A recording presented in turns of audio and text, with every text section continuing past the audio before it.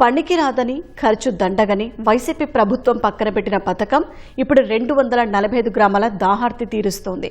కూటమి అధికారంలోకి వచ్చాక సాంకేతికత జోడించి తాగునీటి ప్రాజెక్టును పునరుద్ధరించారు. రాష్ట్రంలో ఇంటర్నెట్ ఆఫ్ థింగ్స్ ఐఓటీ పర్యవేక్షణ వ్యవస్థ ఆధారంగా తాగునీరు సరఫరా చేసిన మొదటి ప్రాజెక్టుగా నిలిచింది జేసీ నాగిరెడ్డి తాగునీటి పథకం. అనంతపురం, కడప జిల్లాల సరిహద్దులోని బాలప్ప కోన వద్ద ఉంది జేసీ నాగిరెడ్డి తాగునీటి పథకం. గండికోట రిజర్వాయర్ ఆధారంగా 2006లో 3 దశలుగా విభజించి 502 కోట్ల వ్యయంతో ఈ పథకాన్ని నిర్మించారు. అటవీ, రైల్వే అనుమతులు రాక కేవలం 45 గ్రామాలకే నీరందించగలిగారు. 2016 వరకు జేసీ నాగిరెడ్డి తాగునీటి పథకం నిరుపయోగమని అందరూ భావించారు. 2018లో అప్పటి టీడీపీ ప్రభుత్వం 245 గ్రామాలకు నీటి సరఫరా చేసేందుకు ఉత్తర్వులిచ్చింది. 2019లో అధికారంలోకి వచ్చిన వైసీపీ ప్రభుత్వం ఒక్క అడుగు ముందుకు వెయ్యలేదు.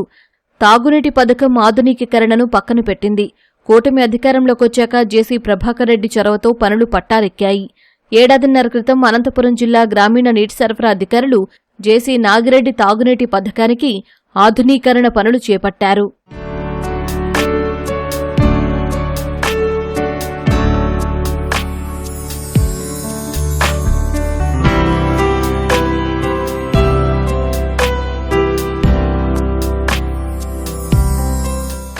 ప్రస్తుతం జేసీ నాగిరెడ్డి పథకం ద్వారా రోజు 40 కోట్ల లీటర్ల నీటిని తీసుకుని 30 కోట్ల లీటర్ల నీటిని గ్రామాలకు సరఫరా చేస్తున్నారు. ఈ ప్రక్రియలో సాంకేతికతను ప్రవేశపెట్టారు. ఐఓటీ వ్యవస్థను వినియోగిస్తున్నారు. గండికోట జలాశయం నుంచి తాగునీటిని అందించే జేసీ నాగిరెడ్డి తాగునీటి పథకానికి సంబంధించి రాష్ట్రంలోనే తొలిసారిగా ఇంటర్నెట్ ఆఫ్ థింగ్స్ అనే ఒక టెక్నాలజీతో జలాశయం దగ్గర పంపింగ్ జరిగే దగ్గర నుంచి చివరి దాకా క్లీన్ వాటర్ సంపు వరకు పూర్తిగా ఇంటర్నెట్తో మానిటరింగ్ చేసే ఒక వ్యవస్థను ఏర్పాటు చేశారు. ఈ వ్యవస్థను ఏర్పాటు చేయడం వల్ల అదనపు గంటలు మోటార్లను పనిచేసే అవసరం లేకుండా కేవలం వాళ్ళకు అవసరమైనప్పుడు మాత్రమే పంపింగ్ చేసుకొని తర్వాత సంపులు ఏదైతే నిండుతాయో ఆ మోటార్లను ఆఫ్ చేసుకునే అవకాశాలు దీనివల్ల ఉన్నాయి. ప్రభుత్వానికి దాదాపు నెలకు 25 లక్షల రూపాయలు విద్యుత్ ఛార్జీల రూపంలో ఆదా చేస్తున్నారు.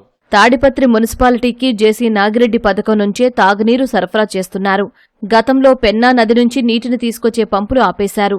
తద్వారా తాడిపత్రి మున్సిపాలిటీకి విద్యుత్ ఛార్జీల రూపేణా లక్షల రూపాయలు మిగులుతోంది. ఐఓటీ వ్యవస్థతో తాడిపత్రి చుట్టుపక్కల ఉన్న పరిశ్రమలకు పుష్కలంగా నీరు అందుతోంది. మనకు లాంగ్ రన్లో అనేది వాటర్ కన్జంప్షన్ అనేది వాటర్ వేస్టేజ్ లేకుండా మేము మినిమైజ్ చేస్తున్నాం.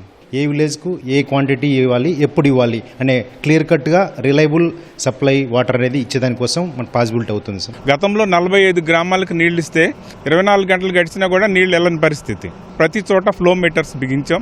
వేస్టేజ్ ఆఫ్ వాటర్ ఎక్కడ వెళ్తుంది అనేది గుర్తించాం. దానికి అనుగుణంగా వేస్టేజ్ అవ్వకుండా ఉండే విధంగా ఏం చేయాలనే దానికి చర్యలు తీసుకున్నాం.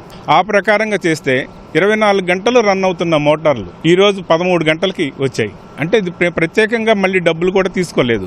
ఆ సేవింగ్స్ అమౌంట్లో నుంచే మనం ఈ ఫ్లో మీటర్స్ పెట్టడం కానీ ఈ ఐఓటీ తయారు చేయడం కానీ జరిగింది.